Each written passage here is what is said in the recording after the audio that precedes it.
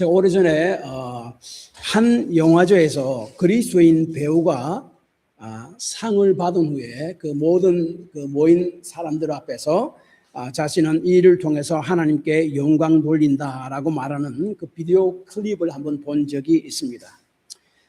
그분이 모든 사람들 앞에서, 믿지 않는 사람들 앞에서 자기의 믿음을 담대히 표현하는 것은 아주 대단한 용기이고 칭찬을 받을 만합니다.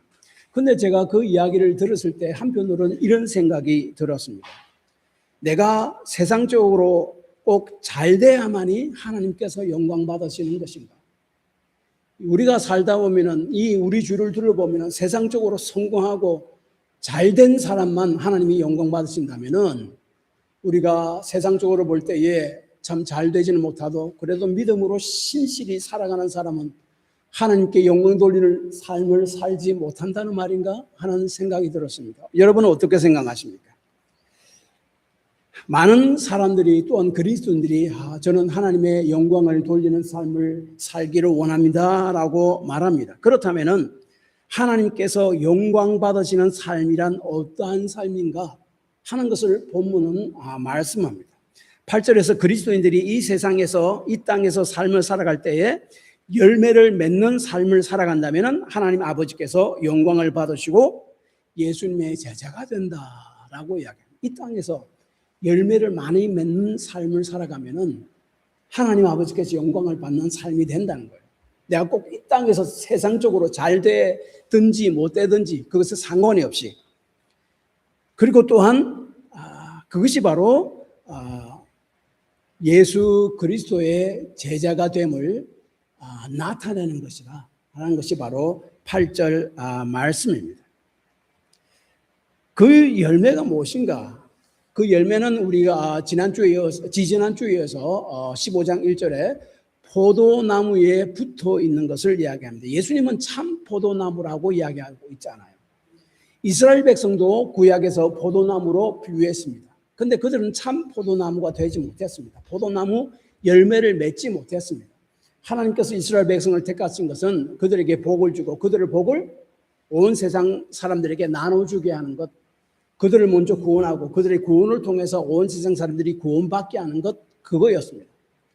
그래서 이것들을 택해 주셨는데 이스라엘 백성들은 이방 사람들의 앞에서 그들의 하나님의 빛이 되긴커녕 이방 사람들과 똑같은 생각을 하고 삶을 살아가고 그들이 섬기는 우상을 섬겨버렸습니다. 그러므로 참 포도나무로서 열매를 맺지 못하고 참 포도나무, 참 하나님의 백성으로서 실패한 삶을 살아갔습니다.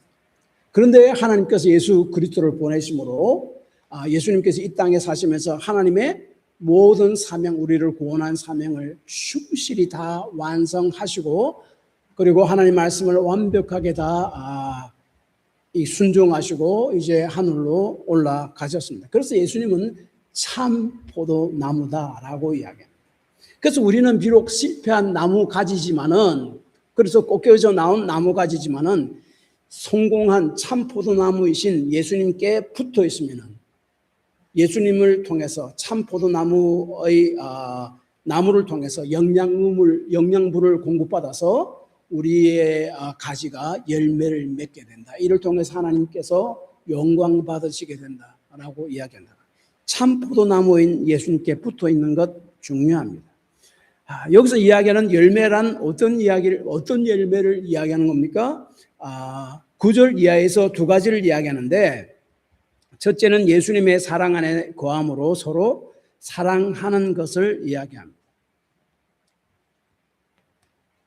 그 다음에 두 번째는 18절부터 16절 4절까지에 나타내는 말씀인데 제가 다음 주일에 말씀을 드릴 겁니다. 고난 가운데서도 예수님의 복음을 성령에 따라서 신실하게 증거하는 삶을 이야기합니다. 이것을 통해서 그리스도인들은 삶의 열매를 맺게 되고 하나님께 영광을 돌리게 된다라고 이야기합니다. 그러면 먼저 예수님의 사랑 안에 거함으로 서로 사랑하는 것이 열매를 맺는 것이다 라고 하는데, 그것이 어떤 것인지 한번 살펴보도록 하겠습니다. 여기서 말씀하는 형제 사랑이라는 것은 우리 인간의 힘과 의지로 사랑하는 것을 이야기하고 있지 않습니다. 우리 인간은 꼭 그렇지 않습니다. 또 내가 이 사랑받을 만한 그 사람이 나의 사랑받을 만한 사람인가 생각해서 그런 사람에게만 나의 사랑을 주고, 내가 이렇게 사랑을 주었을 때 나중에 그 사람으로부터 또한 사랑을 내가 되돌려 받을 수 있을까 하는 계산이 설 때에만 그 사람을 사랑하지, 참 예수님 말씀하는 완전한 무조건적인 사랑으로 사랑하기는 힘듭니다. 그래서 인간의 힘과 의지로 사랑하는 것을 말씀하지 않습니다. 예수님에게서 받은 사랑을 흘러보내는 것을 이야기합니다. 그러기 위해서 9절에 보니까 먼저 예수님의 사랑 안에 거해야 된다라고 이야기합니다. 9절을 아버지께서 나를 사랑하신 것 같이 나도 너희를 사랑하였으니 나의 사랑 안에 거하라. 여기서 나도 너희를 사랑하였으니는 과거 시제로 되어 있습니다. 완료된 행위를 이야기합니다. 예수님께서 이미 제자들에게, 그리고 특별히 오늘날은 우리 예수 믿는 사람에게 너희를 이미 사랑했다는 겁니다. 그래서 그 사랑 안에 거하라고 말씀합니다. 그 사랑을 알고 깨달으라는 말씀입니다. 그리고 10절을 보면은 예수님의 사랑 안에 거하는 것이 뭔가 하면은 예수님의 계명을 지키는 것이다라고 이야기합니다. 그리고 12절은 예수님의 계명을 지키는 것은 서로 사랑하는 것이다라고 이야기합니다. 실제적으로 하나님의 말씀 구약과 신약을 통틀어서 두 마디로 요약하면 뭡니까? 하나님의 사랑과 이웃 사랑이잖아요. 계명을 지킨다는 것을 또 한마디로 요약하면 사랑하는 것이라고 이야기할 수 있습니다. 그래서 여기서 서로 사랑해야 된다 하는 예수님 말씀은 믿는 자든지 믿지 않는 자든지 모든 자를 사랑해야 되고, 그 도움이 필요한 자 모든 사람을 다 사랑해야 된다 하는 그 말씀으로도 생각할 수 있겠지만은, 이 본문에서는 우선적으로 교회 공동체 안에, 예수 믿는 성도 간의 사랑을 우선적으로 말씀합니다. 그 10절에 내 계명을 지키면 내 사랑 안에 거하리라고 말씀하는데, 예수님의 말씀을 지키는 순종은 예수님의 사랑에 대한 반응이라는 겁니다.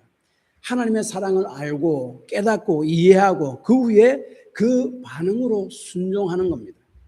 그런데 그리스도인은 여전히 죄성을 가지고 있기 때문에 100% 사랑을 실천을 할 수는 없습니다. 그러나 그 순종의 방향으로는 나아갈 수 있습니다. 주님께서 기대하는 것은 그것입니다. 그러나 사랑과 순종의 순서를 뒤바꿔서는 안 됩니다. 순종은 사랑에서 비롯되고 그 사랑에 대한 응답이지, 그 반대는 결코 아님을 우리가 꼭 기억해야 됩니다. 우리는 하나님의 사랑을 받기 위해 순종하는 것이 아닙니다. 하나님의 사랑을 이미 받았기 때문에 순종합니다. 믿는 자에게 주신 성령을 통해 우리의 순종이 가능해지고, 예수님께서 이미 그 순종을 보여주셨기 때문에 그 본을 따라서 순종하는 겁니다. 예수님의 사랑이 우선입니다. 그래서 내가 이러한 도덕적이고 헌신된 삶을 살면 하나님께서 나를 받아주실 것이고 나를 구원해 주실 것이다 라고 생각하는 것 잘못된 겁니다. 성경적이 아닙니다. 비성경적입니다. 사람들에게 내가 얼마나 믿음이 좋은 사람인가를 보이기 위해서 봉사하고 헌신한다면 그것은 예수님께서 바리새인들을 책망하신 그 바리새인들의 행동밖에 되지 않습니다. 내가 이 땅에서 복받기 위해서 열심히 신앙생활하고 봉사하는 것도 바른 동기가 아닙니다. 예수를 믿는 자는 내가 어떤 것을 내가 하나님으로부터 얻어내기 위해서 하는 것이 아니라 이미 하나님께서 예수 그리스도를 통해서 저와 여러분에게 주셨기 때문에 그것을 바로 이해하고 깨닫고 거기에 대한 반응으로 주님의 말씀을 따르고 주님의 명령에 따라서 사랑하는 것입니다. 그래서 에베소서 1장 3절에 보면 예수를 믿는 자는 예수 안에서 이미 복을 받은 자라고 이야기합니다. 찬송하리로다. 하나님 곧 우리 주 예수 그리스도의 아버지께서 그리스도 안에서 하늘에 속한 모든 신령한 복을 우리에게 주시되, 예수를 믿는 사람은 이미 모든 신령한 복을 우리에게 주셨습니다. 우리가 영적으로 가려져 있어서 그것을 보지 못할 뿐입니다. 죄악 속에 거함으로 말미암아 그것을 보지 못할 뿐입니다. 믿는 자가 주를 위해서 봉사하고 헌신하는 것은 주께서 나를 먼저 사랑하셨기 때문이고, 그리고 그 사랑을 깨닫고 그에 대한 반응으로 봉사하고 헌신하고 순종해야 됩니다. 그것이 바른 순서입니다. 그렇게 할 때 그 삶은 우리에게 진정한 기쁨을 가지고 온다고 11절에서 말씀합니다. 이것이 그리스도인들이 맺어야 할 열매입니다. 그래서 서로 사랑하라는 말씀은 이미 우리가 예수님으로부터 받은 그 사랑을 필요한 이에게 흘려보내는 것을 말합니다. 예수님의 사랑에 대한 반응으로서 서로 사랑하는 것을 말합니다. 예수님께서 서로 사랑하라고 말씀하는 것은 예수님께서 우리를 먼저 사랑하셨기 때문에 그렇습니다. 그래서 9절에 나의 사랑 안에 거하라 라고 이야기합니다. 먼저 사랑하라고 이야기하기 전에. 그 다음 12절에 내가 너희를 사랑한 것 같이 서로 사랑하라고 말씀하셨습니다. 그리고 13절에 보면 예수님께서 구체적으로 우리를 어떻게 사랑하셨는가를 말씀하고 있는데, 사람이 친구를 위하여 목숨을 버리면 이보다 더 큰 사랑이 없나니 라고 이야기합니다. 이 말씀은 예수님께서 제자와 그를 믿는 저와 여러분을 위해서 자신의 몸을 다 주셨고, 그래서 십자가에서 저와 여러분의 죄를 다 짊어지고 죽으심으로 말미암아 저와 여러분에 대한 모든 죄악들을 다 용서하고 하나님의 자녀로 삼으심을 말씀하고 있습니다. 그러므로 이 사랑을 예수 믿는 사람은 이미 받았으니 그 사랑을 옆에 있는 이들에게 흘러보내라 라고 이야기합니다. 그래서 예수님께서 저와 여러분을 사랑하신 것은 저와 여러분이 하나님께 무슨 칭찬받을 대단한 일을 하거나 도덕적으로 대단한 사람이라서 하나님께서 우리를 사랑하시는 것은 아닙니다. 예수를 믿기 전에 저와 여러분은 하나님의 원수였습니다. 죄로 인해서 하나님의 원수가 되었다고 로마서 5장 10절에 이렇게 이야기합니다. 곧 우리가 원수 되었을 때에 그의 아들의 죽으심으로 말미암아 하나님과 화목하게 되었음즉이라고 이야기합니다. 그래서 예수님은 제자들 저와 여러분을 먼저 택했습니다. 자격이 있어서가 아니라 은혜와 사랑으로 인해서 먼저 택하셨습니다. 구약에서 하나님의 백성인 이스라엘 백성을 택한 것도 마찬가지입니다. 신명기 7장 7절에서 8절을 보면 하나님께서 이스라엘 백성을 택한 것은 이렇게 이야기합니다. 여호와께서 너희를 하나님 기뻐하시고 너희를 택하시면 너희가 다른 민족보다 수요가 많기 때문이 아니라 너희는 오히려 모든 민족 중에 가장 적으니라. 여호와께서 다만 너희를 사랑하심으로 말미암아 또 너희 조상들에게 하신 맹세를 지키려 하심으로 말미암아 자기 권능의 손으로 너희를 인도하여 내시되 너희를 그 종되었던 집에서 애굽 바로 왕의 손에서 속량하셨으니, 자격이 있어서가 아니라 무조건적인 사랑으로 인해서 그들을 구원해 주셨고 하나님의 백성으로 삼으셨다라고 이야기합니다. 또한 조상과 맺은 언약을 지킨다는 말은 그 조상 아브라함과 이삭과 야곱의 계통을 통해서 이 세상을 구원하려고 하는 하나님의 계획, 그것을 지키기 위해서, 세상을 구원하기 위해서 너를 택한 것이다 라고 말씀한 것입니다.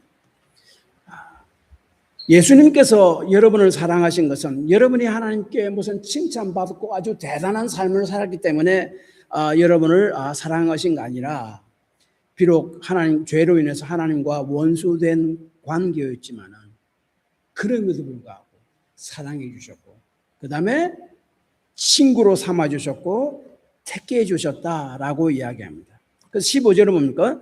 예수님의 사랑으로 인해서 그 믿는 자를 구원해 주셨을 뿐만 아니라 친구로 삼아 주셨다라고 이야기합니다. 예수님의 시대에는 스승, 랍비와 제자와의 관계는 스승과 종과의 관계입니다. 제자는 스승의 종이었었습니다. 그래서 제자는 스승의 종일 뿐이었습니다. 그런데 예수님께서는 그 제자들에게 이제부터는 자신의 제자의 관계는 스승과 종의 관계가 아니라 친구 관계다라고 말씀합니다. 얼마나 놀랍습니까? 예수님의 친구라는 말은 예수님을 우리의 구원자와 삶의 주인으로서 권위는 인정하면서도 친밀한 관계를 유지하는 그것을 이야기합니다. 그래서 이 친구는 예수님께서 우리를 위해서 십자가에 죽으신 그것만을 이야기하지 않습니다. 15절에 보면은 예수님께서 진리의 말씀을 우리에게 나타내어서 우리로 하여금 알게 하신 것까지 포함이 됩니다. 그래서 15절에 이제부터는 너희를 종이라 하지 아니하리니 종은 주인이 하는 것을 알지 못함이라. 너희를 친구로 하였노니 내가 내 아버지께 들은 것을 다 너희에게 알게 하였습니다 라고 말합니다. 예수 믿는 사람이 예수님의 친구란 말은 예수님이 자기 생명을 우리를 위해서 주셨을 뿐만 아니라 진리의 말씀, 구원을 얻게 하는 하늘의 비밀을 우리에게 알려주셨다. 그래서 우리가 그것을 듣고 하나님의 자녀가 됐고 구원받았다라고 성경을 이야기합니다. 우리가 정말 친한 친구는 자기의 속마음까지 다 털어놓지 않아요? 그것을 이야기합니다. 우리가 그런 존재가 되었다라고 이야기합니다. 구약에서 하나님의 친구라고 불리운 첫째 사람이 누군지 아십니까? 아브라함입니다. 이사야 4장 18절. 아브라함을 나의 벗이라고 이야기합니다. 예수를 믿는 자도 아브라함의 자손이라고 갈라디아서 3장 7절에 이야기합니다. 그런즉 믿음으로 말미암은 자들은 아브라함의 자손인 줄 알지어다. 그래서 예수를 믿는 자도 예수님의 친구가 됩니다. 아브라함이 그 모든 이스라엘 백성 가운데 최초로 하나님의 친구로 벗으로 불리움받았습니다. 세상의 수많은 사람들 가운데 예수를 믿는 저와 여러분은 하나님 예수님께서 친구, 벗으로 지칭해 주십니다.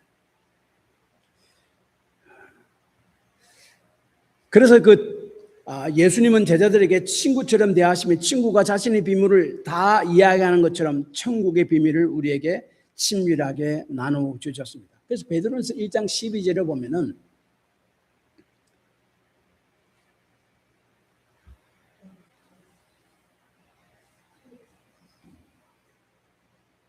소리가 안 됩니까?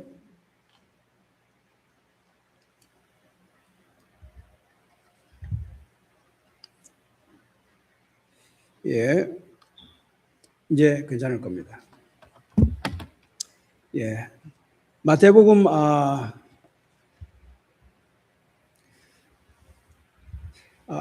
그래서 베드로전서 1장 12절을 보면은 우리가 받은 복음은 천사들도 알기를 원한 그런 복음이다라고 이야기합니다. 그런데 주님께서는 그 천사들에게 우리에게 먼저 알리지 아니하고 우리에게 복음을 먼저 알려주셨습니다. 친한 친구처럼. 구약에서도 하나님께서는 모세에게 친구를 대하듯이 하나님의 계시를 모세에게 말씀하셨고 주셨다라고 이야기합니다. 출애굽기 33장 11절 사람이 자기의 친구와 이야기함과 같이 여호와께서는 모세와 대면하여 말씀하시며 라고 이야기합니다. 예수님은 아버지께로부터 들은 것을 제자들에게 전해 주었고 성령께서는 예수님이 하신 말씀을 제자들이 깨닫도록 일하셨습니다. 그리고 또한 하나님께서는 우리를 먼저 사랑하신 것은 우리를 구원하시고 친구를 만드셨을 뿐만 아니라 우리를 먼저 택해 주셨다라고 이야기합니다.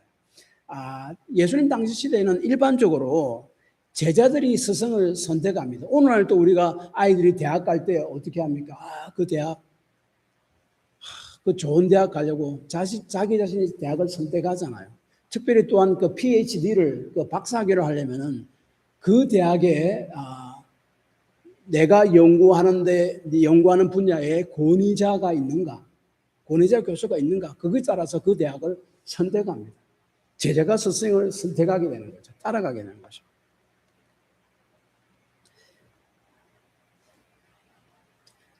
우리가 축출난 행동을 해서 우리를 주님께서 택하신 것이 아니라 은혜와 사랑으로 택하셨다라고 이야기합니다. 그리고 이스라엘 백성을 택하신 것은 섬김을 위한 것이다라고 16절을 보면 이야기합니다.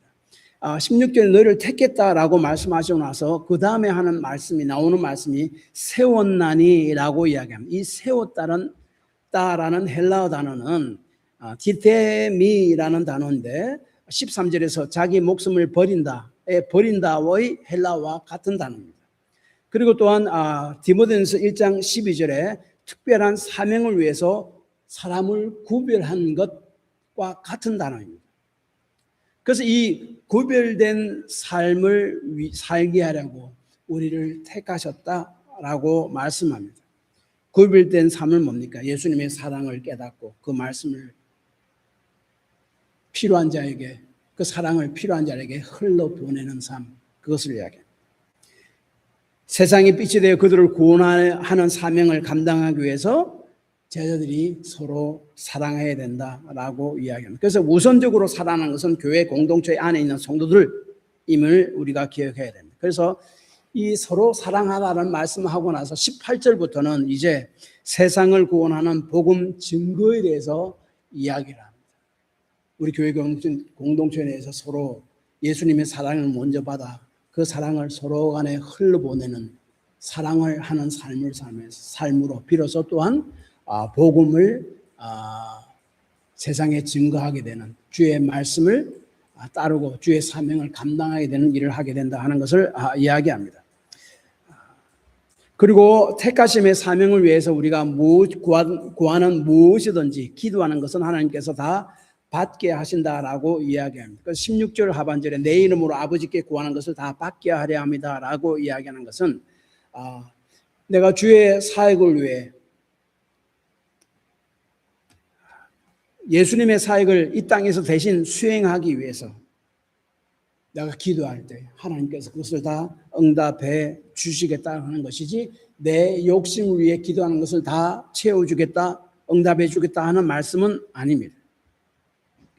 그래서 성령 안에서 행하실, 아버지께서 행하실 일, 그 아버지께서 예수님을 통해서 행하실 일, 그를 위해서 기도하신다면 주께서 그 기도를 들어주시고 그 위에 역사하실 것이다 라고 이야기합니다. 그리고 내 이름으로 기도하라고 이야기하는데 우리들은 내 자신의 권위로 기도하는 것이 아니라 예수님의 권위로 기도하는 것임을 분명히 이야기합니다.